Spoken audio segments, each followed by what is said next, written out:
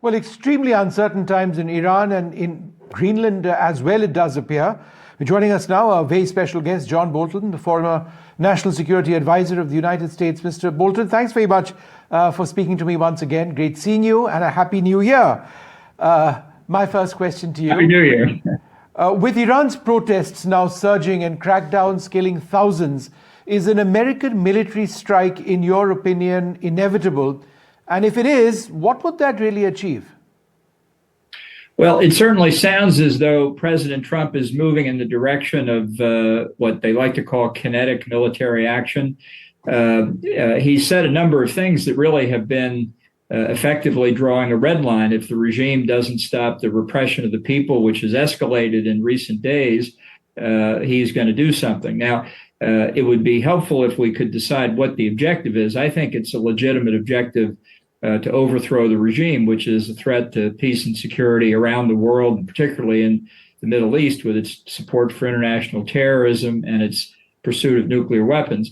But what we need to do is show to the opposition that we're with them. I think we should have been helping the opposition in many other non-military ways before this. But if we were to strike targets that are elements of the regime's ability to repress the opposition, like Revolutionary Guard headquarters and facilities.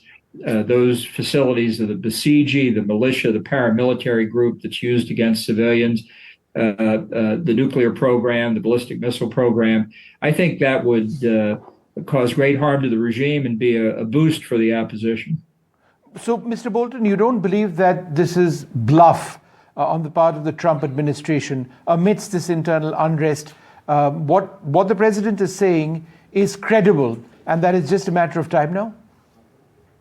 I think so. Otherwise, he has put down a red line. If the regime crossed it, which they have, and he doesn't do something, then his own credibility is at stake.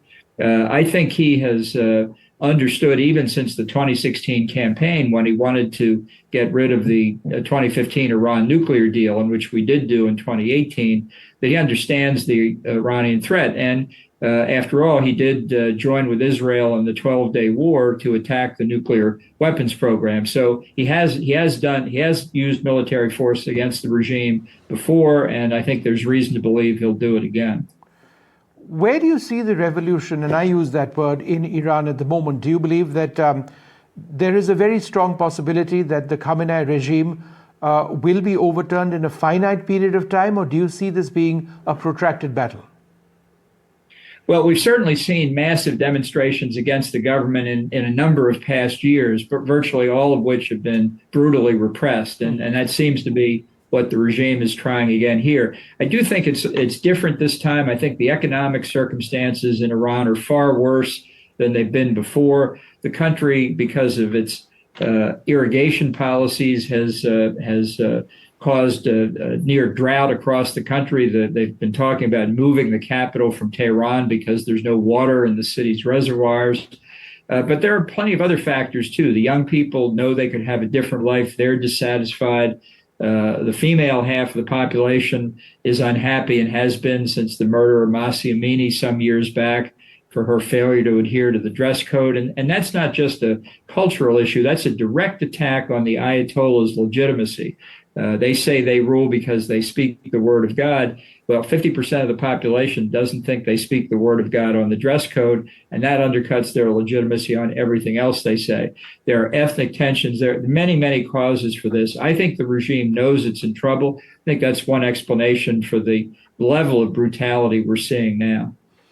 You know, let me strike a contrarian note. I personally believe that strikes against the IRGC or any element of the armed forces of Iran won't necessarily, do anything for the protesters. That seems to be running parallel to any military action that America may take on the military in Iran. It's the police, other forces, even the armed forces targeting the civilians. But a military strike on military facilities, how would that have an impact on protesters on the ground? Well, I think the real control of the government in Iran today is not in the hands of the Ayatollah Khamenei. I really think it's as much a military dictatorship as it is a theocracy. And so striking the Revolutionary Guard is really a direct attack on the people who are ordering the campaign of repression that we're seeing now. And as I mentioned, the Basij in particular, the militias, the really gangs of thugs, are the ones immediately most threatening to the protesters, and taking them out would be important too. But going after, for example, further attacks on the nuclear weapons program, I think if you look back to the 12-day war, the people of Iran saw that the regime was unable to protect its most important assets, the nuclear program, the missile program. And it really, nobody likes to see their country bombed, but it gave the people the feeling the regime's days were numbered. And I think we want to underline that. We have to show both to the regime and to the opposition that the outside world has stakes here in what the outcome of this conflict is.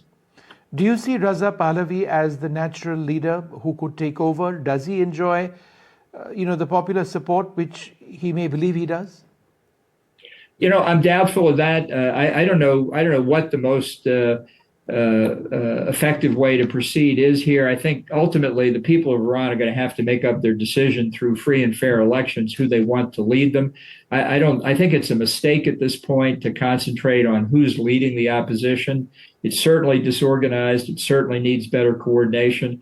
But I think we should all keep our focus on overthrowing the regime itself. There'll be plenty of time for political squabbles over who's going to lead the country afterward. But if the opposition divides now, it weakens itself and gives the regime a greater opportunity to stay in power.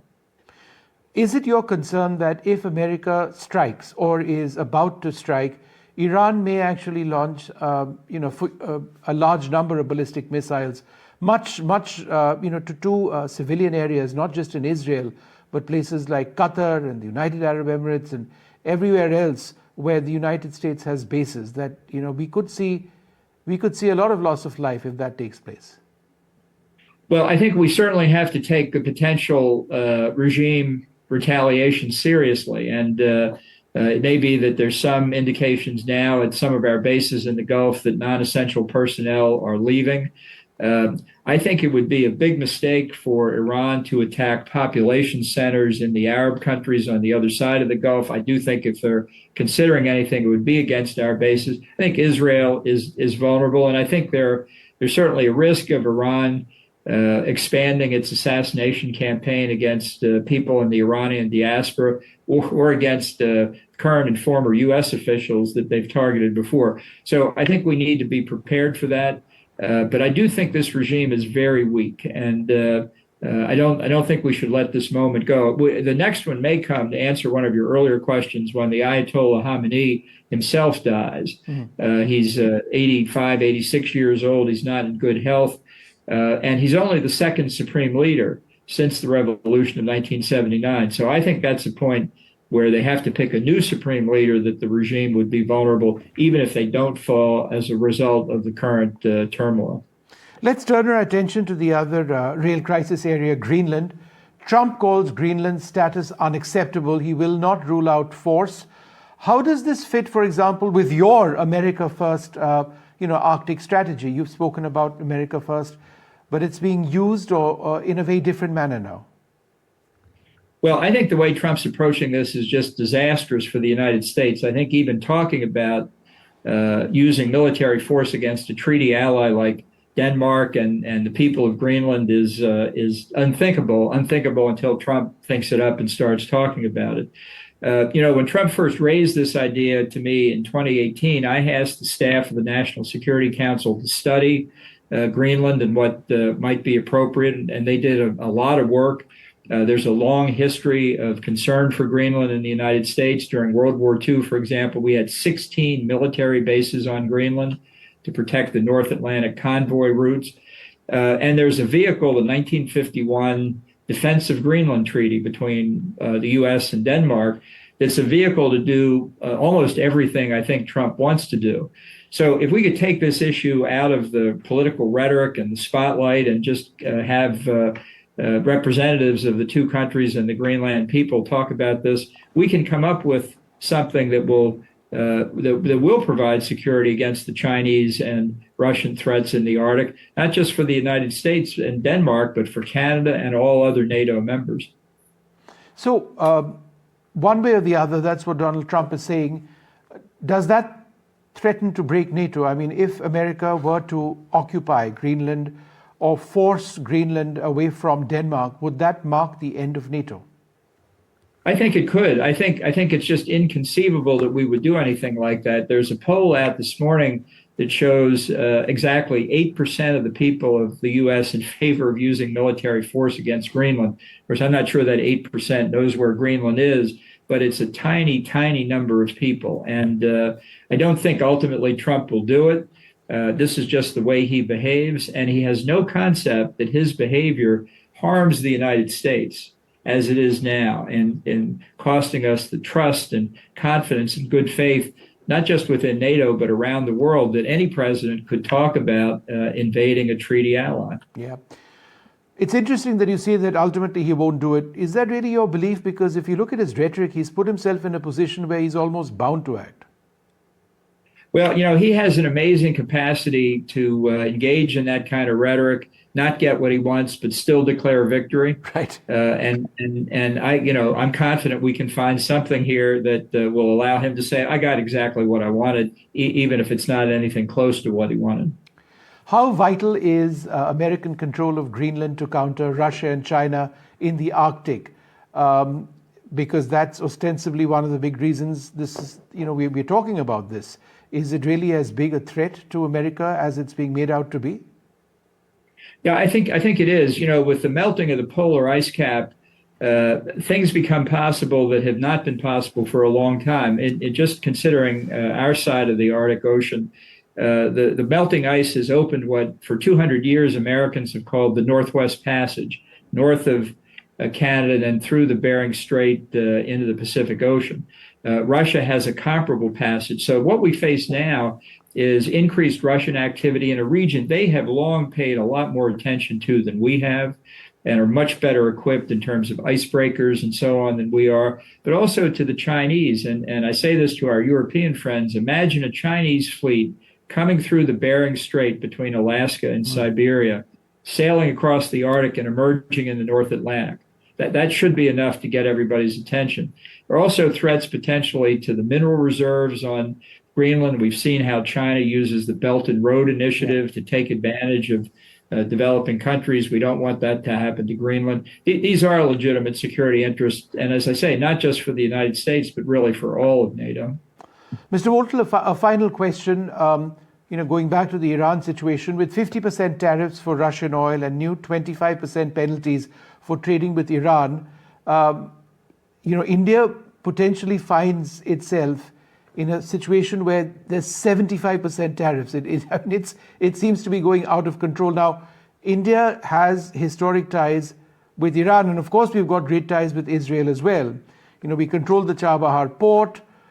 We want that gateway to Central Asia and to Afghanistan, most certainly. America has given us a waiver in the recent past. But at a time when we are talking about a trade deal with America, the threat of another 25% in the context of India makes things difficult. Would you agree?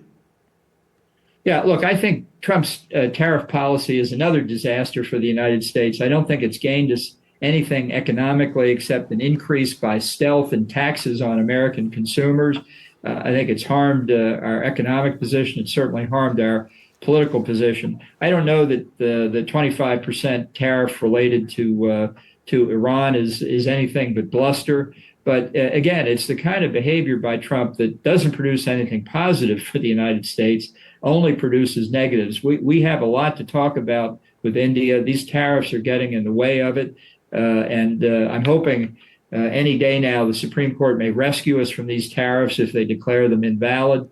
But we have to try and find a way for at least certainly between India and the United States to focus on big strategic questions and not lose our opportunity here fighting over tariff levels.